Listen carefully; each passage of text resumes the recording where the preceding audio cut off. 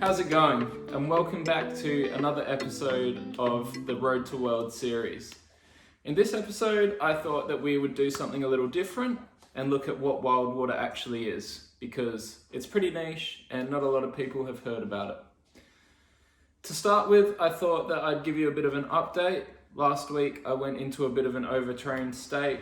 I noticed a decrease in my power and also an increase in my fatigue levels.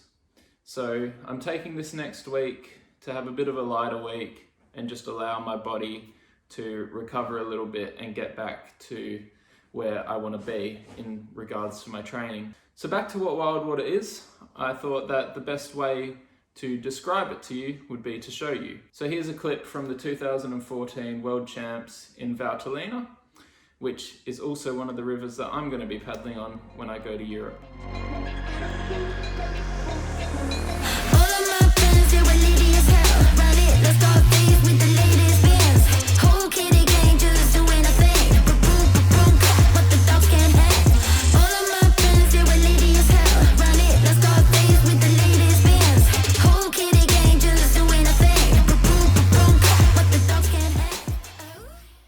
Cool, so that's wild water. As you can see, it's pretty fast, it's pretty exhilarating, and it's also insanely fun to do.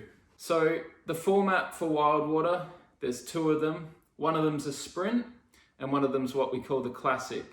The sprint is anywhere between 200 and 800 meters in distance, whereas the classic is a little bit longer at anywhere between about 3 kilometers and 8 kilometers plus in distance. Some of the equipment we use when we do wild water are our boats and our paddles. They're two important parts.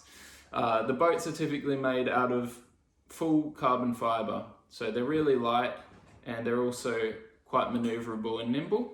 They also don't have a rudder, which is different from a lot of boats in kayaking.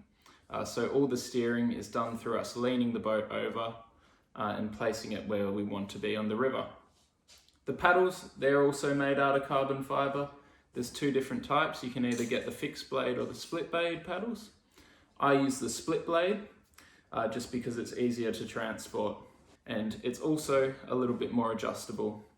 Some of the other equipment we have to use is safety equipment, and that includes our PFD or life jacket, also our helmet, our shoes, and our spray deck, so that no water gets in the boat when we're leaning it over and going through the waves.